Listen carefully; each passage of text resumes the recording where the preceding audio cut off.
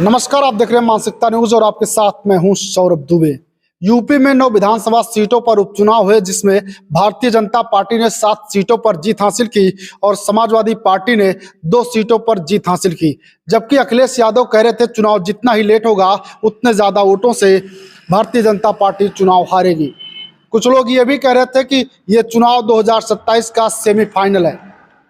बहरहाल नतीजे आ चुके हैं, कौन कितनी सीटें जीता वो आपको हम बता चुके हैं, लेकिन आपको हम बता दें, देश दुनिया की जिस सीट पर नजर है वो मिल्कीपुर है। मिल्कीपुर सीट को लेकर कभी भी इस बात की घोषणा हो सकती है कि यहाँ पर चुनाव कब होंगे, तारीखों का ऐलान हो सकता है, क्योंकि मामला कोर्ट में था और चुनाव हो नहीं पाया। 10 सीटों पर उपचुनाव होना था और अब जब मामला कोर्ट से निकल चुका है, अब चुनाव आयोग इस पर फैसला लेना, चुनाव आयोग को, कि आखिर मिल्कीपुर में कब चुनाव कराया जाए।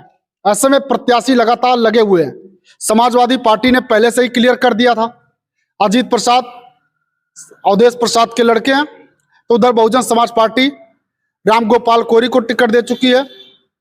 हो सकता हो कि थोड़ा सा बदलाव देखने को मिले अब जो नतीजे आए हैं उनके बाद, लेकिन भारतीय जनता पार्टी ने अभी तक प्रत्याशी क्लियर नहीं किया हुआ था।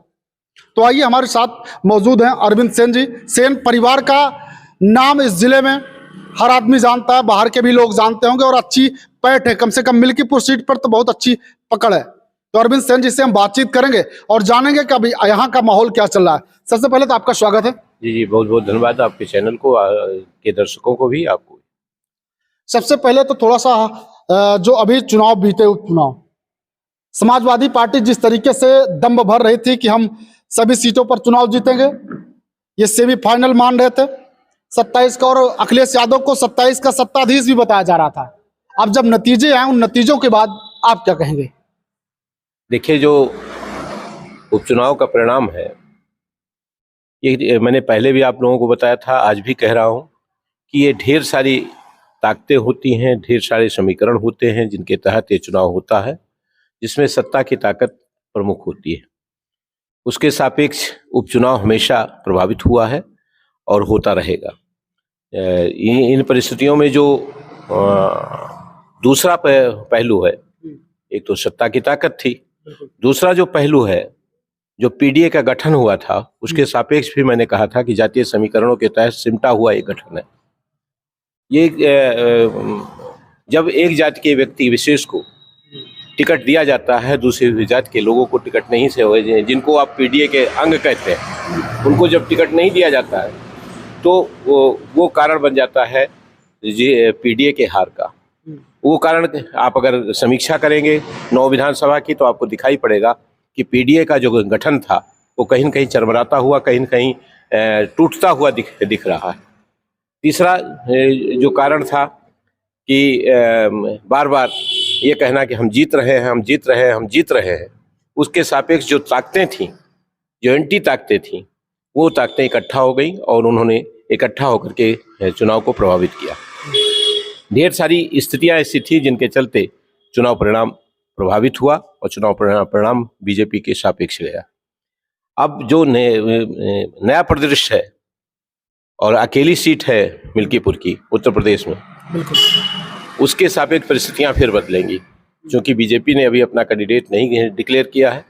ऐसी परिस्थिति में अभी कोई स्पष्ट तस्वीर निकल के नहीं आ रही है, लेकिन जो एक नया क्या कहते हैं पहलू आया है और एक बयान आया है बसपा प्रमुख सुश्री मायावती जी का। बहन जी ने ये कहा है कि अब हम कोई उपचुनाव नहीं लड़ेंगे। उस परिप्रेक्ष्य में मेरा कहना यह है कि क्या मिल्कीपुर में बसपा का कैंडिडेट चुनाव नहीं लड़ेगा? इसके सापेक्ष अगर आप लोग कहीं से कोई वो तहकीकात कर सकें, अगर वो चुनाव नहीं लड़ेगा तो फिर समीकरण बदलेगी और आजाद पार्टी कितनी ताकत से चुनाव लड़ सकती है, इस पे भी समीकरण बदलेंगे। तो लिहाजा अभी परिस्थितियां फिर बदलेंगी मिल्कीपुर की, बीजेपी के कैंडिडेट आने के बाद, आजाद पार्टी की संगठन क्षमता के दिखने के बाद और बसपा की चुनाव न लड़ने के बाद। अगर जैसा कि आपने कहा, मायावती जी ने भी कहा कि अब उपचुनाव नहीं लड़ेंगे, अगर बसपा मान लीजिए उपचुनाव नहीं लड़ती है, समीकरण कैसे देखते हैं आप? नहीं, अगर बसपा चुनाव नहीं लड़ती है और जो बहन जी ने कहा है वो अमली जामा पहनता है, तो जो उनका कैंडिडेट आया हुआ है उसका क्या कहते हैं कैंडिडेचर संकट में पड़ जाएगा, और तब उसके मतदाता ये तय करेंगे कि वो आजाद पार्टी के साथ जाए, कि बीजेपी के साथ जाए, कि सपा के साथ जाए। तब परिस्थितियां फिर बदलेंगी और आजाद पार्टी का जो कैंडिडेट होगा वो कितना प्रभावी होगा, इस पे भी परिस्थितियां बनेंगी। अगर आप ये मानते हो कि वो स्थानीय हुआ आजाद पार्टी का तो वो ज्यादा प्रभावित करेगा, अगर वो मिल्कीपुर से बाहर का हुआ तो हो सकता है कम प्रभावित करे। अच्छा, जो टिकट मिले हैं अभी, जो नतीजे सामने आए चुनाव के, क्या इन नतीजों के बाद टिकट में बदलाव कर सकती है समाजवादी पार्टी? मुझे बिल्कुल उम्मीद नहीं है, वो पूरी तरह से कैप्चर्ड है। फैजाबाद की सपा की राजनीति पूरी तरह से कुछ लोगों के हाथों में गिरवी हो चुकी है, उसके अतिरिक्त कोई परिवर्तन वहां नहीं है। नेताजी कह रहे हैं कि पूरी तरह से कैप्चर्ड है और बदलाव नहीं हो सकते। ऐसे में भारतीय जनता पार्टी के ऊपर सबकी निगाहें टिकी हुई हैं। अच्छा, यहाँ का मतदाता आपको क्या लगता है कि जब वोट करेगा तो उसके लिए मुद्दे ज्यादा जरूरी होंगे या फिर जातीय समीकरण यहाँ खूब चलेगा? देखिए, यहाँ जातीय समीकरण बहुत चलेगा, और सपा और भाजपा का जो पार्टी का सिनेरियो है, जो राजनीतिक सिनेरियो है, जो सामाजिक सिनेरियो है आज की तारीख में, वो सीधे सीधे 3 चीजों से प्रभावित होता है। मैंने आपको पहले भी कहा, नंबर 1 पार्टी के निशान पे, नंबर 2 जातीय समीकरणों पे, और तीसरा आर्थिक शक्ति और सत्ता की शक्ति। इन शक्तियों के तले हुए उपचुनाव हमेशा प्रभावित हुए हैं, होते रहेंगे। तो आज की तारीख में अगर मिल्कीपुर को आप देखेंगे तो निश्चित रूप से जो अगला चुनाव होगा वो जातीय समीकरणों में सिमटा होगा, और वर्चस्व की लड़ाई के सापेक्ष अपनी एक उसको प्रभुता को साबित करने के सापेक्ष चुनाव होगा। बीजेपी ये चाहेगी कि हम अयोध्या की हार का बदला ले लें, और सपा ये चाहेगी कि हमारा जो वर्चस्व मिल्कीपुर में एंटी बीजेपी वोटिंग का पैटर्न रहा है उसको बनाए रखें। इन दोनों के बीच में चुनाव जबरदस्त होगा, और अगर मतदाताओं ने जातीय समीकरणों में सिमट करके वोट दिया तो परिस्थितियां दूसरी होंगी, अगर आर्थिक और सत्ता के प्रभाव के तले देंगे तो परिस्थितियां दूसरी होगी, तो रिजल्ट उसका प्रभावित होगा। लेकिन अभी हम इस स्थिति में नहीं, आपको बताने में कि स्थिति में नहीं है कि समीकरण क्या होंगे, जातीय समीकरण कितना प्रभावित होंगे, और उसके अतिरिक्त जो राजनीतिक समीकरण है, सामाजिक समीकरण है, उनकी क्या परिस्थिति होगी। जब सारे कैंडिडेट्स आ जाएंगे, बसपा चुनाव लड़ती है कि नहीं लड़ती है, आजाद पार्टी का कैंडिडेट आता है और वो कितना सशक्त होकर के आता है, उसके बाद ही भाजपा और सपा की तस्वीर क्लियर होगी। अच्छा, आपने भी पीडीए की बात की, अभय सिंह से हम बात कर रहे थे तो उन्होंने कहा कि अल्पसंख्यकों का भरोसा टूटा है, तो वहीं जातियों को लामबंद करने का भी प्रयास अखिलेश यादव लगातार करते रहते हैं। क्या लगता है कि पीडीए जो है अखिलेश यादव का, उसका भरोसा वास्तव में टूटा है? निश्चित रूप से टूटा है। आप अगर कटेरी को हो एग्जाम्पल बना करके अगर आप देखेंगे तो आप ये पाएंगे कि जो निषाद संसदीय चुनाव में पीडीए के साथ था, वही निषाद उपचुनाव में, विधायकी के चुनाव में पीडीए के साथ नहीं था।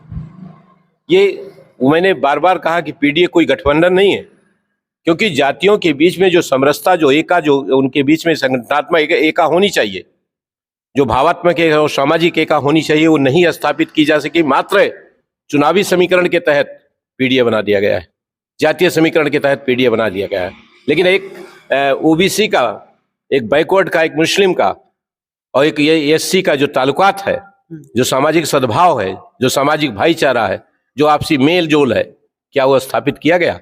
उसके पहले ही ये गठबंधन बना दिया गया, और इस गठबंधन में सामाजिक तालमेल, सामाजिक समरसता, आपसी भाईचारा का भाव नहीं है, जिसके चलते जातीय समीकरण प्रभावित हो जाते हैं। अंबेडकर नगर उपचुनाव में नतीजे जो आए वो आप भी जानते हैं, हम भी जानते हैं, और नतीजों से पहले जब टिकट मिलना था, जस्ट उसके पहले ही यादव काफी ज्यादा लामबंद हुए थे। अब कुछ लोग कहते भी हैं कि टिकट जो दिया गया वो परिवार को देखते हुए दिया गया, तो हार का एक कारण आप परिवारवाद को भी मानते हैं कुछ सीटों पर? निश्चित रूप से, मैंने पहले भी बताया था कि समाजवादी पार्टी ने जो टिकट बांटे थे उस परिवार से प्रभावित सारे टिकट थे उनके। 1-2 टिकट छोड़ करके, चाहे वो करहल का टिकट हो, चाहे वो क्या कहते हैं कानपुर का शीशामऊ का टिकट हो, चाहे वो मझवा का टिकट हो, चाहे वो कटेहरी का टिकट हो, चाहे वो मिल्कीपुर का टिकट हो, जो भी टिकट थे वो सारे टिकट कहीं ना कहीं परिवार की परिधि में सीमित थे और उसका दुष्प्रभाव और उसका परिणाम सपा को झेलना पड़ा। मिल्कीपुर में भी इस बात की पूरी संभावना है कि परिवारवाद के चलते उसका खामियाजा भुगतना पड़ेगा। क्या यहाँ का यादव नाराज हो सकता है, क्योंकि यादव भी चाहेगा कि लोकसभा में भी किसी यादव को टिकट नहीं मिला, ना इस बार मिल रहा है विधानसभा में?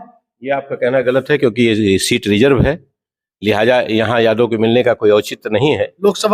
लोकसभा में टिकट ना मिलने के एक सामाजिक समीकरण के तहत, एक राजनीतिक समीकरण के तहत, एक जातीय समीकरण के तहत लोकसभा में जो टिकट दिया गया था और जिस मंशा के साथ दिया गया था और बीजेपी के जो कैंडिडेट की कमजोरी थी, बीजेपी की जो चुनाव लड़ने की रणनीति थी, उसकी कमी के चलते वो समीकरण प्रभावी हो गए और चुनाव परिणाम उनके विपरीत रहा, भाजपा के विपरीत रहा और सपा के पक्ष में गया। नेताजी ने बिल्कुल सही कहा कि यह सीट रिजर्व है, ऐसे में किसी यादव को टिकट नहीं मिल सकता है। ये बात तो बिल्कुल सही है, लेकिन नेताजी आपको लग क्या रहा है कि आजाद समाज पार्टी, जैसे आप कह रहे हैं कि मजबूत अगर होती है तो अलग समीकरण होंगे, और अगर वो मजबूत नहीं होती है, बसपा भी नहीं लड़ती है, तो सीधे सीधे समाजवादी पार्टी और भारतीय जनता पार्टी के बीच फाइट होगी। ऐसे में एक मुद्दा खूब उठ रहा है संभल का, उससे भी कुछ कहेंगे आप? संभल की घटना के संदर्भ में बहुत जानकारी नहीं है, लेकिन इतना जरूर कहूँगा कि वो बहुत ही सांप्रदायिक से सद्भाव के नज़रिए से, सामाजिक नज़रिए से, राजनीतिक नज़रिए से और जो भविष्य की हमारी राजनीति है उसके परिप्रेक्ष्य में जब हम उस घटना को आंकेंगे तो निश्चित रूप से कहीं न कहीं विघटन की राजनीति, कहीं न कहीं दुर्भाव की राजनीति, कहीं न कहीं सामाजिक और सांप्रदायिक एकाट टूटने का और वो समाज को तोड़ने की प्रवृत्ति के तहत वो घटना घटी है। अगर ऐसा कुछ हुआ है तो आने वाले भविष्य के लिए, हमारे लिए वो बहुत खतरनाक चीज है। अच्छा, इस उपचुनाव के बाद नेताजी, मिल्कीपुर उपचुनाव के बाद क्या यूपी में एक और उपचुनाव हो सकते हैं?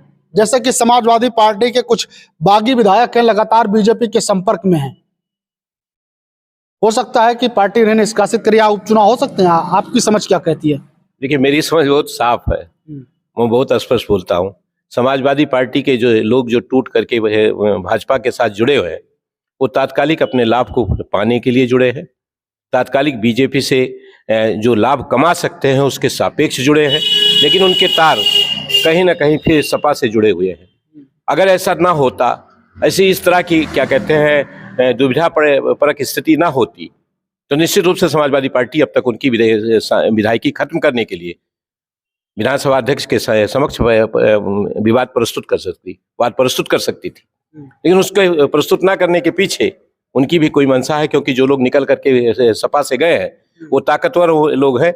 ये भी हो सकता है कि 2027 के पहले वो लोग फिर वापस सपा में आ जाए और सपा उनको अपना कैंडिडेट बना दे। गोसाईगंज की बात करते हैं, कुछ लोग कहते हैं कि नेताजी तैयारी कर रहे हैं, इस बार हमारे यहाँ से चुनाव लड़ेंगे। नहीं, अभी तो हम गोसाईगंज गए भी नहीं, किसी कार्यक्रम में भी नहीं गए, और हम कहाँ से चुनाव लड़ेंगे?